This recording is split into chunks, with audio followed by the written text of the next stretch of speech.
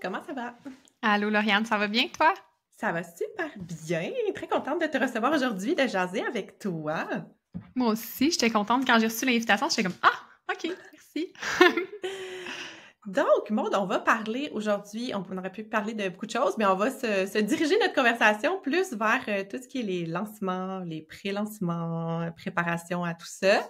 Fait qu'on va jaser de ça ensemble, puis comment on gère tout ça comme professionnel, entrepreneur, etc. Mais juste avant ça, est-ce que tu peux nous dire deux, trois petits mots sur toi, qui tu es, qu'est-ce que tu fais dans la vie, tout ça?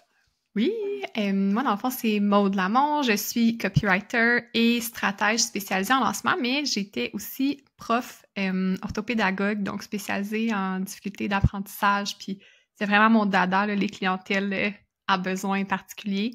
Alors, j'approche mon entreprise un peu avec ce cerveau-là de accompagner, soutenir, enseigner, transmettre pour que les entrepreneurs soient en mesure de vivre des lancements plus doux, moins angoissants, puis en même temps qu'elles apprennent à rédiger des textes persuasifs parce que je pense pas qu'on peut tout déléguer au début dans une entreprise, puis ça prend des skills qu'on développe dans l'action.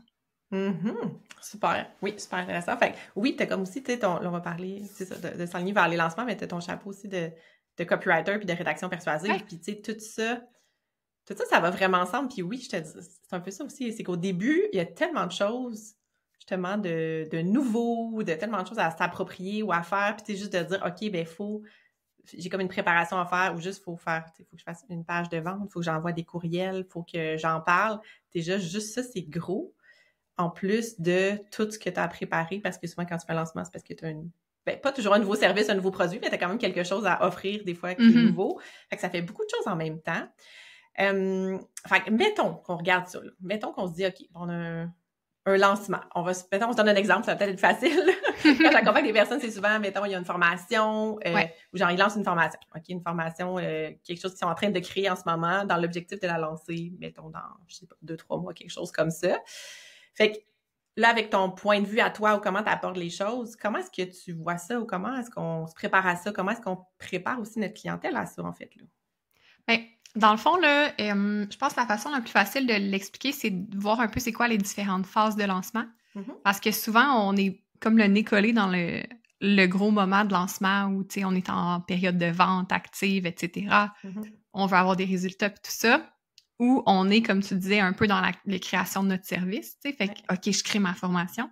Mais il y a comme plein de petites zones tampons entre ces moments-là.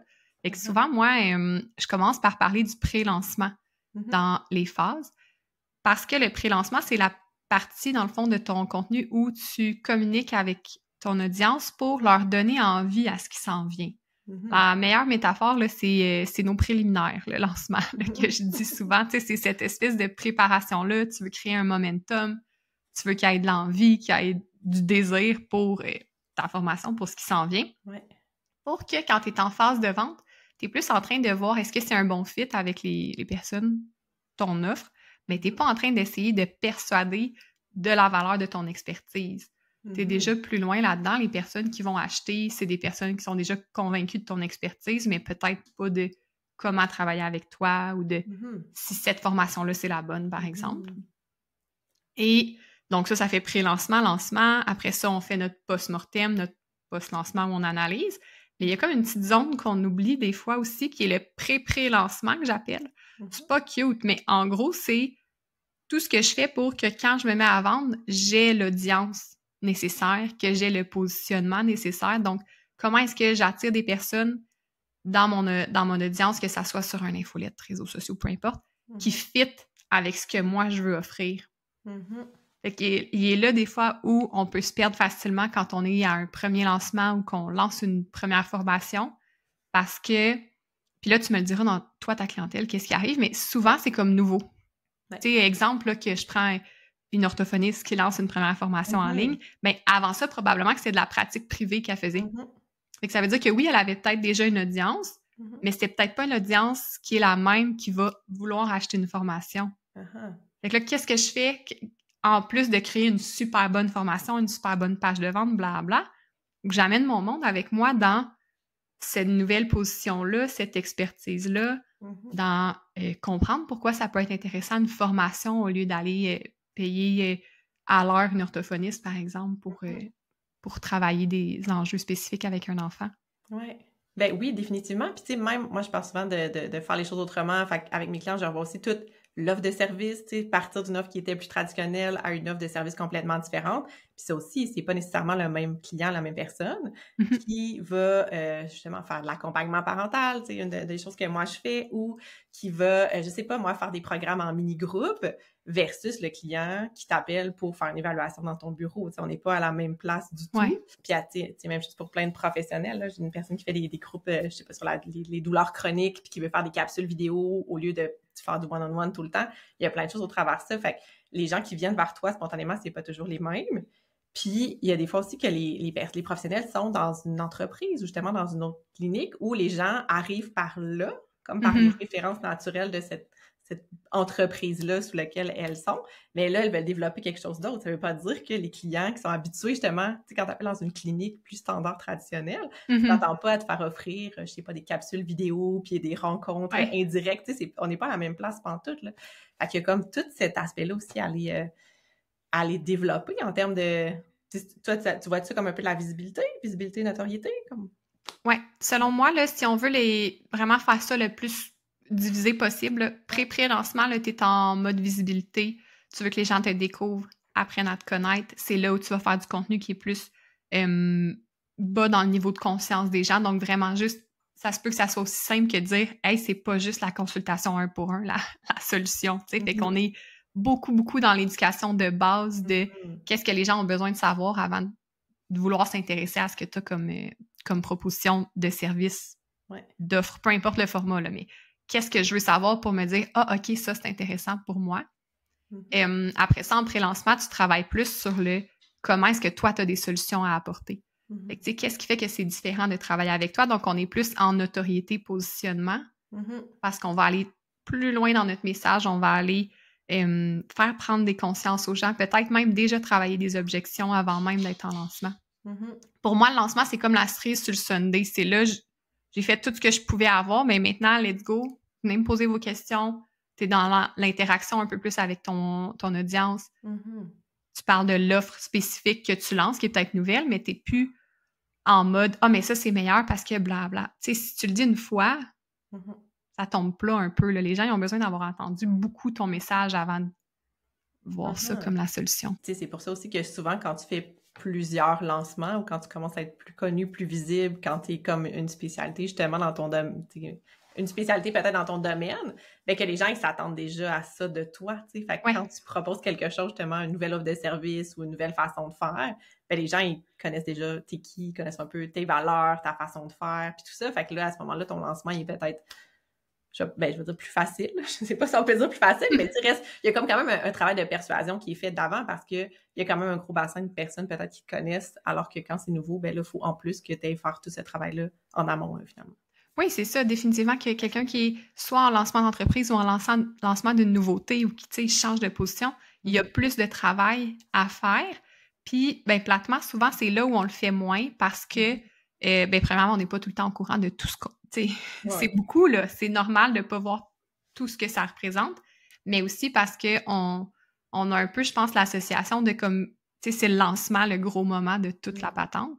Mais le lancement, c'est comme la finalité, dans le fond. C'est un peu ça, dans le fond, j'essaie de faire le lien avec pourquoi tu parles de lancement doux, c'est que quand tu focuses juste sur ton lancement de, je vais dire 2 semaines, tu sais, genre 7 jours, 2 semaines, puis il faut tout se passe là, c'est hyper stressant parce que tu dis, mon Dieu, faut que je sois là, faut que ça fonctionne, puis il y a quand même beaucoup de pression à réussir, entre guillemets, à performer, alors que peut-être que si tu t'étales tout le processus plus longtemps, ce qui fait que c'est comme, ça peut être moins stressant.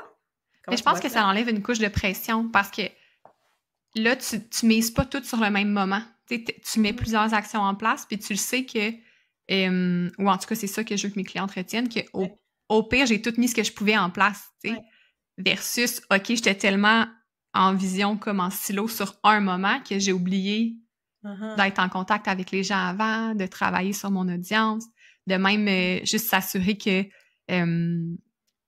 l'échange est déjà là, tu sais, que le dialogue est déjà entamé avec les gens pour que ça soit plus facile après. Versus, comme tu dis, quand on met toute la pression sur ce moment-là, c'est lourd, tu sais, c'est sûr que c'est lourd.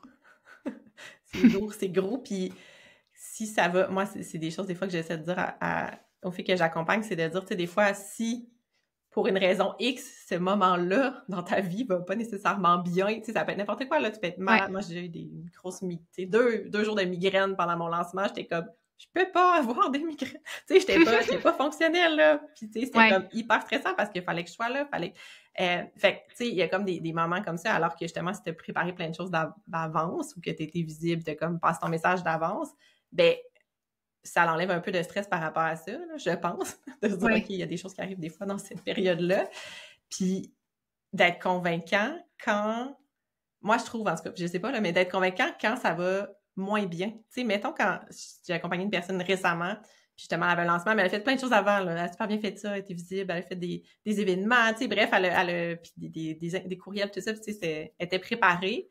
Mais reste que pendant le lancement, ça se passait pas comme elle voulait, nécessairement, en termes de vente, en termes de personnes inscrites à son nouveau programme, c'est un nouveau service. Puis, tu sais, elle avait préparé ces choses d'avance, heureusement, parce que sur le coup, elle était pas du tout dans la même énergie Ben non. que quand elle était en mode « Hey, j'ai ce service-là, ça va être vraiment génial, parce que pendant le lancement, ça se passait pas comme elle voulait. Fait que, puis finalement, ça a bien été, là, au final, là, mais tu sais, dans les 2 derniers jours. Ouais, c'est beaucoup ça, ces jours-ci. Ces temps-ci, là, ces derniers mois, en tout cas, c'est beaucoup une courbe en J, là, que les résultats, ils rentrent vraiment à la toute fin, là. Vraiment à la fin. Fait que ça aussi, c'est super stressant, mais... Fait que c'est ça. Mais est-ce que, dans ta vision des choses, est-ce que tu as tendance à suggérer de préparer aussi, mettons, ton contenu de lancement en avance? Comment tu vois ça, mettons, en termes de planification? Mettons, il y a les phases, mais tu sais, en termes de gestion de temps, gestion de contenu, qu'est-ce que tu fais quand? Je pense que c'est important d'avoir ton contenu préparé d'avance le plus possible. L'enjeu qui fait que c'est difficile, c'est que souvent, tu sais, on est en train d'en créer pour maintenant, en plus de... Ça demande un peu plus de temps. Il faut se dégager du temps pour être capable d'en faire un peu d'avance aussi. Moi, j'aime laisser de l'espace ou me permettre de jouer avec le contenu si jamais il y a des choses qui arrivent. Exemple, un lancement, souvent, c'est là qu'il y a des objections qui sortent que tu n'avais pas pensé. Les gens vont te poser des questions que tu étais comme « Hey, j'avais pas vu ça ». Fait que ça prend un peu d'espace dans notre horaire de contenu, si on veut, pour dire comme « OK, là, je peux adresser cette objection-là ou revenir sur ce point-là ». Répondre aux questions, mais ça prend comme une base où ce que tu dis, OK, là, j'ai mes contenus forts, mes contenus clés, puis je peux me donner de l'espace pour jongler avec ça, parce que pendant ton lancement, ta plus grande job, c'est de gérer ton système nerveux. C'est vraiment ça. Parce que je suis 100% d'accord avec toi que quand tu files tout croche, c'est dur de, tu sais, si tu as planifié, mettons, 5 lives, puis que tu files dégueulasse, ça va être dur d'arriver puis d'avoir de l'air attrayante, là. C'est comme aller en date quand t'as une migraine, je pense pas. Tu sais, ça marche pas, là. Puis c'est normal. Puis ça va arriver. Je sais pas, tu sais, il faudrait qu'on fasse une étude un jour, mais c'est tout le temps dans ces moments-là qu'il arrive quelque chose en plus, comme... C'est... tu sais, moi, je me rappelle, on a eu une fois la gastro pendant un lancement, j'ai eu une extinction de voix une fois, j'étais comme sérieux, tu sais, comme... Je me sentais pas malade, mais j'avais plus de voix, tu sais. Clairement, j'étais fatiguée, puis c'est pour ça que j'avais perdu ma voix, mais j'étais comme, c'est la chose, c'est mon outil que j'ai besoin en ce moment. Pas de voix. Ça ressemble. OK, super. Puis, y a-tu... je sais pas si t'as une réponse à ça, là, mais mettons, il y a beaucoup de gens qui viennent vers moi qui, justement, vont débuter. Fait qu'ils n'ont pas tant d'audience. Fait que oui, tu sais, il faut créer... On va essayer de créer une... Tu sais, mettons, je sais pas, ton pré-lancement, de se faire voir, de se faire connaître, tout ça. Y a-t-il une façon qui est plus efficace, tu sais, dans le sens où on essaie de partager du contenu en ligne, on essaie de justement de faire des événements. Y a-t-il quelque chose par rapport à ça que, selon toi, c'est plus bénéfique? Ça dépend beaucoup de dans quel domaine on est. Je pense que c'est ça qui est difficile, tu sais, de pouvoir donner une réponse comme toute faite. Là. J'aimerais ça pouvoir dire « OK, go gang, on fait tout ça, ABCDE ». Mais ce qui peut aider puis être vraiment intéressant, c'est d'essayer d'aller chercher un budget publicitaire quand même. Ça n'a pas besoin d'être des énormes budgets pour commencer à bâtir ton audience.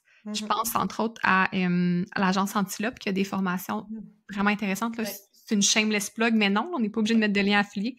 Mais Je les aime vraiment beaucoup parce qu'ils ont des formations pour te montrer comment faire tes premières pubs sur un outil gratuit, sur un événement en ligne comme un webinaire. Et ça, même avec des budgets, je sais pas moi, le premier budget pub que j'ai mis, j'avais mis 200 $, là, tu sais, j'avais pas mis des milliers, mais ça m'avait quand même rapporté des beaux résultats, puis c'est moins fatigant de créer ce mini-tunnel-là avec un outil gratuit ou un atelier que d'essayer d'optimiser sans arrêt son contenu, parce qu'à un moment donné, le contenu éphémère sur les réseaux sociaux, il y a une limite à la portée qu'on peut avoir. Tu sais, c'est pas vrai qu'on peut tout faire des contenus viraux, puis c'est pas vrai que c'est là que tu devrais mettre ton énergie, je trouve, en début d'entreprise, versus dire, OK, tu sais, si ça me sauve 10 heures de création de contenu, là, mettre 1000 $ ou peu importe, 500 dans un budget pub, puis voir qu'est-ce que ça donne, ça peut être super intéressant, puis je trouve qu'on le fait pas assez vite. On se dit, OK, mais le organique, ça marche bien, puis en 2024, 2025, puis on n'a pas fini, là, le organique, il est difficile. Ça demande du temps. Puis si c'est pénible de créer du contenu, c'est peut-être pas la meilleure solution. Définitivement. Puis justement, quand tu commences en plus à créer du contenu, créer du bon contenu, créer tes visuels. Tu sais, quand tu fais tout toi-même, là, mettons qu'il faut que tu crées plusieurs visuels pour faire toutes tes publications, puis plusieurs textes, puis tout ça, versus créer justement comme 3-4 visuels pour ta pub, 3-4 versions de ton texte.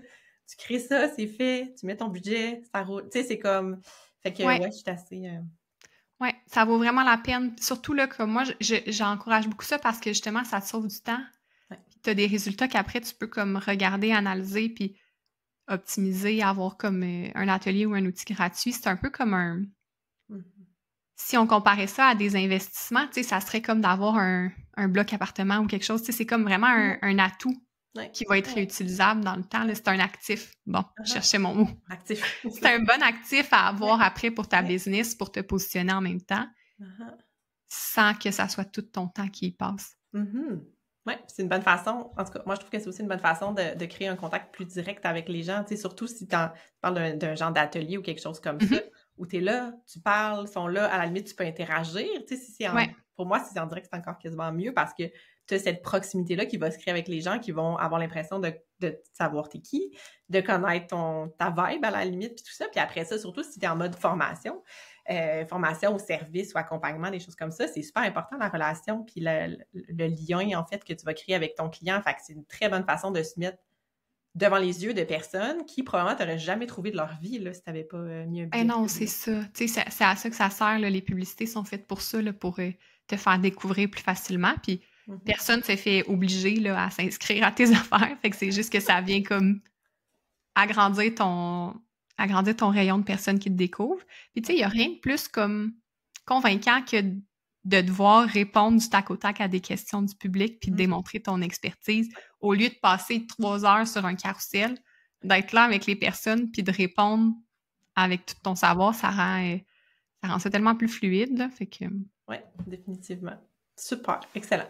Puis, OK, puis là, mettons qu'on veut se dire, OK, comment est-ce qu'on essaie que ça soit, justement, plus doux, moins stressant, on prépare, on essaie de préparer son contenu le plus possible d'avance.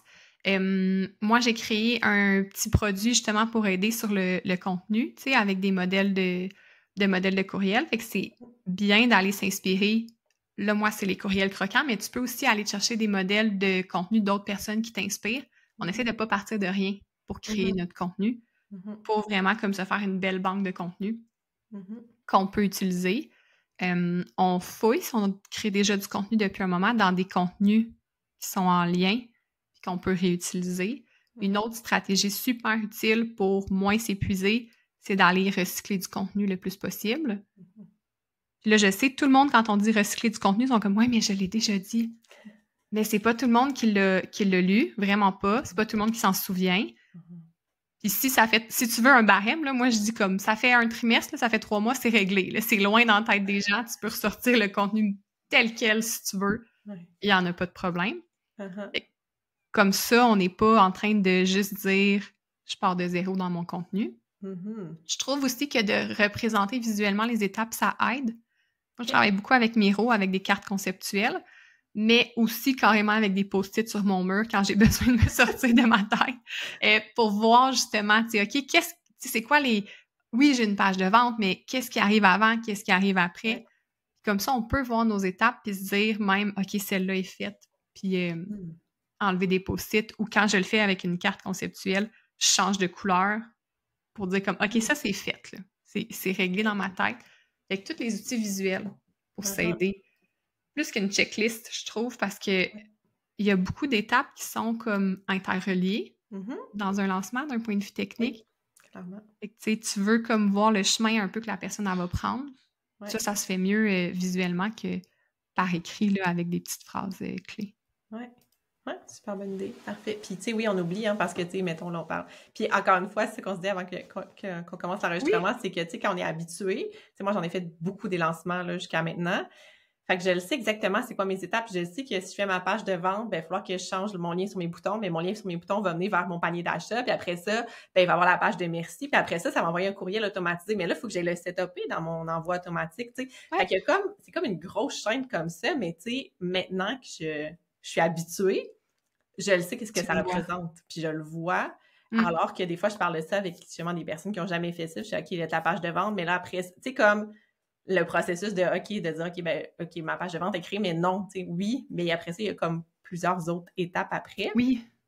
Fait que je pense que si tu le mappes un peu tout, puis que tu dis, OK, il y a aussi tout ça, ça t'aide aussi peut-être à prévoir en termes de planification, d'organisation, OK, qu'est-ce que j'ai à faire avant que ma page soit live, là, tu sais. Oui, parce que, tu sais, il va y avoir des bugs techniques, il va y avoir des choses à faire pendant, fait que c'est important que tu aies tout comme un peu représenté visuellement.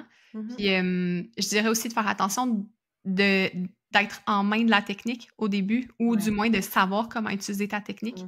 Parce que souvent, tu sais, on peut vouloir déléguer à des moments ou à d'autres, puis c'est correct, mais si, exemple, tu n'as aucun contrôle sur ta page de vente, puis que finalement, il y a un bug, ou que puis que toi, tu n'es pas capable de le résoudre, puis que la personne qui est supposée t'aider est en congé de maladie ou je sais pas, tu sais. Ça prend comme... faut que tu aies un peu toute ta boîte à outils dans tes mains à toi, là, ton petit coffre de secours, parce que ça va arriver. Faut comme s'enlever de la tête pendant qu'on planifie que je vais penser à tout. On en oublie, et il y a des bugs. C'est comme vraiment...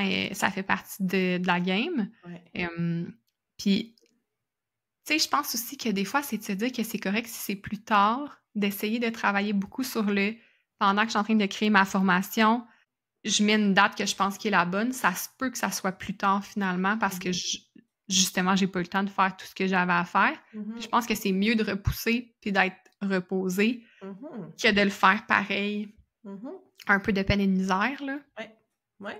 Puis dans le pré-lancement, dans le fond, on peut aussi dire ça s'en vient sans nécessairement couler une date dans le béton, là, tu sais, au début, quand tu commences à en parler, « Hey, je travaille sur quelque chose, hey, ça va ressembler à ça. » Tu sais, moi, des fois, je partage mes pages de « Hey, je suis en train de faire ma page de vente, ça a l'air de ça, je suis vraiment contente, ça s'en vient. » Sans dire, quand tu es au début du processus, « Hey, ça sort telle date, tu sais, tu peux l'avoir dans ta tête à toi pour t'organiser, mais tu sais, tu peux attendre un petit peu des fois avant de dévoiler la date. » Puis même, là, comme on parle de douceur, là, honnêtement, ça se peut que les gens aient oublié ta date si ça change, comme...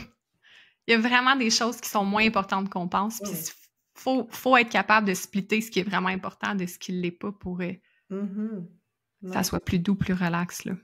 Puis tout l'aspect technique aussi en arrière. Tu sais, des fois, les gens, tu sais, c'est ça. Moi, je fais du coaching. Fait que des fois, les gens, ils me regardent puis ils font « Hey, tu sais, ça, c'est ça. » Puis tu sais, oui, mon setup, ça fait 4 ans que je fais ça, là, que j'ai des programmes en ligne, puis que j'ai mes paniers, mes pages, mon site web, c'est moi qui gère. Tu sais, fait il y a plein de choses que je fais puis que c'est facile puis que ça s'est amélioré avec le temps. Fait que des fois, tu sais, aussi regarder comme les personnes qui sont habituées puis qui ont un gros système en place, ça peut être un peu intimidant. Puis des fois, je suis comme, OK, mais tu peux faire une page sur Notion, puis au pire, tu as un bouton. Au pire, ils font un virement Interac, là, tu sais. Je veux dire, à la limite, c'est pas grave, là, tu sais. Fait comme des fois, il faut un peu arrêter de se casser la tête avec, hey, ça me prend ça, puis ça me prend la plus meilleure plateforme de formation. Je dis, OK, bien, c'est peut-être ta première formation, ton service d'accompagnement inclut des capsules vidéo. As-tu vraiment besoin d'avoir ce gros... Tu sais, parce que là, il va falloir que tu le maîtrises, que tu le connaisses, puis oui, il va y avoir des bugs, il va falloir que tu le lies avec ton site. Fait que as-tu besoin de ça maintenant? Si éventuellement, tu t'enlignes vers ça puis tu aimes ça, oui, on va mettre en place peut-être un setup mieux, plus automatisé, tout ça. Mais en ce moment, si tu as déposé 10 virements Interac pour ton premier lancement de programme, peut-être c'est plus simple que de setuper toute ta plateforme. Tu sais, fait qu'il y a comme tout cet aspect-là aussi en arrière qui est... Ouais, l'espèce de... Moi, je dis souvent, tu sais, ça sert à rien de comme acheter des nouveaux logiciels ou de comme start pas tout de nouveau dans ton lancement. Tu sais, il faut que ça soit des outils qui sont maîtrisés, puis quand on peut en enlever là, une couche de technique au début, c'est vraiment correct, là. C'est aussi, ça va avec les objectifs, tu sais, comme tu disais, si quand on regarde tes chiffres un peu puis t'analyses, tu t'attends à une dizaine de ventes, ben clairement que ça peut être plus simple, que c'est peut-être même pas si grave si certains courriels, je sais pas moi, il faut que toi tu l'envoies ou que, tu sais, il y a plein d'affaires que c'est pas si grave quand c'est à plus petite échelle. Mais c'est vrai que c'est intimidant. Tu sais, je pense que je le comprends parce qu'on a un peu le syndrome de perfectionniste, tu sais, de vouloir faire comme bien. Mais faire bien, quand tu lances un nouveau produit, une nouvelle offre, c'est surtout d'aller comme avoir des bons résultats avec les personnes qui vont l'acheter, tu sais. Même si c'est 2-3 ventes la première fois, t'es déjà en train de le tester. Tu sais, il y en a des fois, je leur dis, fais donc pas un gros lancement, puis fais un lancement bêta avec un minimum de contenu où tu y vas plus en mode prospection, où tu demandes à des gens que tu penses que c'est un bon fit, puis va chercher tes premiers clients. Après ça, tu analyseras, puis tu mettras tu sais, tout le budget que tu veux ou peu importe, mais des fois, de vouloir faire ça gros dès le départ, ça fait qu'on le fait pas, premièrement. Ça fait qu'on se fatigue quand on le fait, tu sais. C'est ça, c'est stressant, c'est intimidant, puis là, c'est ça, on repousse, puis tout ça, alors que...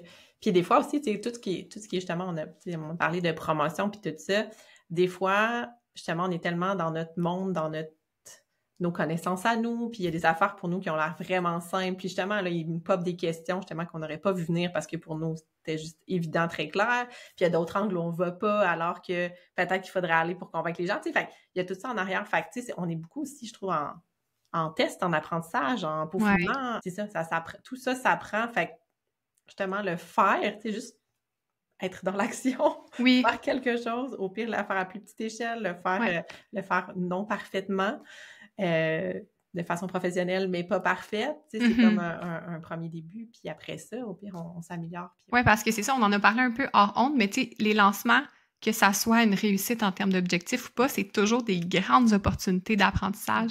Fait qu'il faut le voir comme ça aussi. Tu sais, une des erreurs comme les plus dommageables, je pense, c'est de comme arrêter pendant ton lancement, justement, parce que, par exemple, après 3-4 jours, tu n'as pas de vente. Fait que là, tu figes. Parce que on veut que tu finisses ta boucle un peu de lancement pour voir, OK, qu'est-ce qui n'a pas bien marché, qu'est-ce qui a marché, qu'est-ce que j'ai haï, comme, puis que je me dis, OK, finalement, ça, c'est pas quelque chose que je veux refaire, ou inversement, les objections, les questions, tu sais. Mais si on finit pas le lancement, on s'enlève toute cette information-là.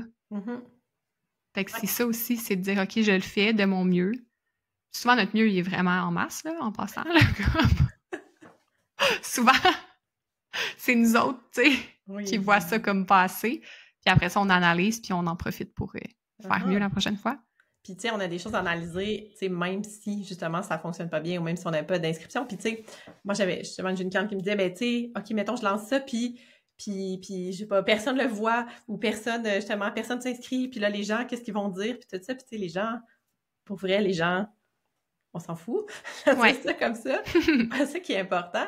Puis même si tu n'aurais pas d'inscription, même si tu viens avec une inscription, justement, OK, à la limite, tu vas juste peut-être adapter même ton... Tu sais, des fois, ça, je dis, tu vas adapter ton service. OK, tu avais prévu faire ça, tu avais prévu faire des rencontres de groupe. Ah, ben parfait, tu as 2 personnes. Ben OK, tu vas faire au pire 3 rencontres individuelles pour ce moment-là parce que, bon, tu n'as pas un groupe avec ces gens-là. Ben ça t'apprend des choses. Puis peut-être que, justement, les questions qu'ils vont te poser, ça va te permettre après ça de raffiner ton message, d'aller, justement, préparer des choses dans ton futur pré-lancement auquel tu n'as pas parlé, tu sais. Fait que tu vas aller ramasser des témoignages. Tu sais, comme, ben là... quand tu peux les utiliser. C'est ça, j'allais dire, j'ai comme témoignage, entre parenthèses, selon ce que tu as le droit d'utiliser, parce qu'on le sait que... ça dépend de ce que tu fais dans la vie. C'est ça! Mais tu vois, des témoignages, même si on peut pas les partager là, avec les autres professionnels puis tout ça, moi, je recueille toujours les témoignages quand même, les avis de tout ce que je fais, parce que moi, ça m'aide après ça à améliorer, à développer, à savoir qu'est-ce que les personnes, qu'est-ce qui répond à leurs besoins, puis même savoir qu'est-ce qu'ils voudraient pour la suite. Moi, je demande tout le temps ça, OK, comment je pourrais t'aider après, tu sais. Fait qu'aller recueillir un peu où est-ce que la personne en est, ça l'aide toujours. Fait que même si tu peux pas les partager, recueillir des témoignages, c'est toujours pertinent, mais si tu peux les partager en plus. C'est ça fait juste un petit peu plus mal au cœur de pas pouvoir les montrer telles quelles, mais c'est quand même une donnée intéressante. C'est quand même très pertinent.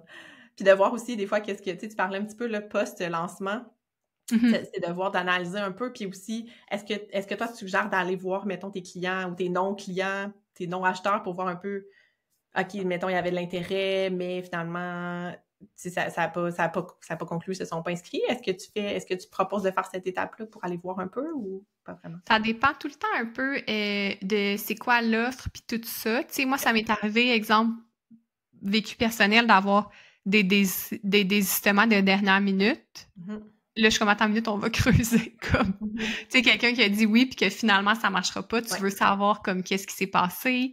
Je me rappelle d'une cliente en particulier que justement, tu sais, ça avait l'air d'être un oui enthousiaste et qui finalement avait pris un pas de recul puis avait dit comme finalement, ça marchera pas. Ben là, j'étais comme, OK, mais est-ce que tu as senti qu'on te mettait de la pression? Tu sais, je voulais aller un peu décortiquer avec elle. Fait qu'on avait pris le temps de se jaser pour ça. Je sais que c'est pas toujours des conversations faciles, mais quand on se sent à l'aise, ça peut être intéressant, tu sais. Puis d'autres fois, quand c'est des clientes récurrentes, elles vont être plus à l'aise de nous donner. Tu sais, quand c'est quelqu'un avec qui tu as déjà travaillé, c'est une belle façon d'aller faire comme, tu sais, pourquoi c'est pas aligné ou qu'est-ce qui t'a fait hésiter. Fait que je le recueille comme ça. Je pense que c'est une belle façon aussi de garder le lien avec les personnes parce que ça veut pas dire que, tu sais, exemple, quelqu'un qui t'a posé des questions, là, on s'entend, là, on parle pas de n'importe qui a juste cliqué j'aime sur une publication, là, mais quelqu'un qui a posé des questions, qui avait de l'air intéressé, ça peut être le fun d'aller plus loin dans la conversation pour voir.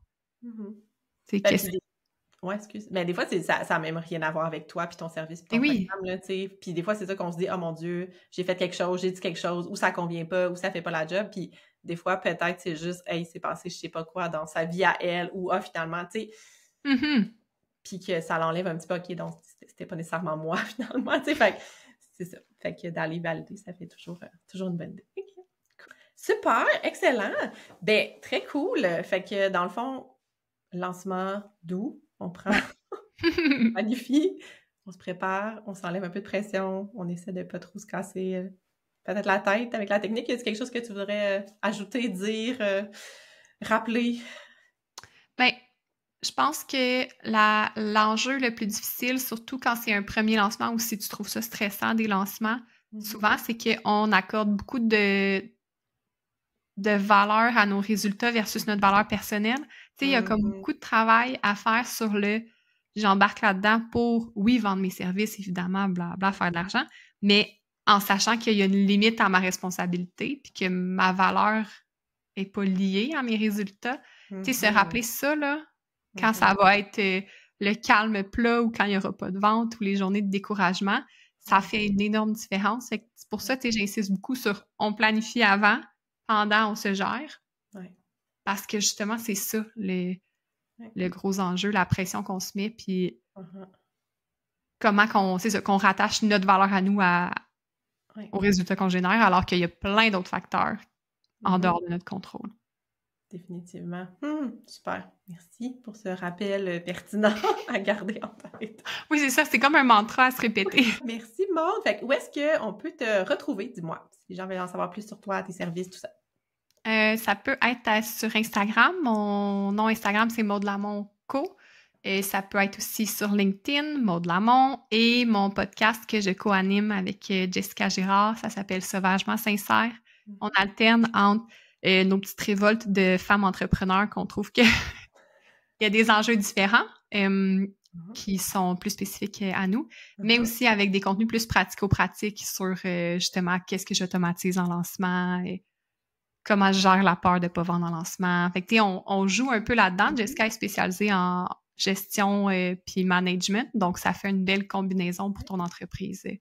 Merci. Fait que je vais mettre tous les liens directement dans la description de l'épisode. Fait que merci, Maude, pour ton temps. Merci. Conseil, cette conversation.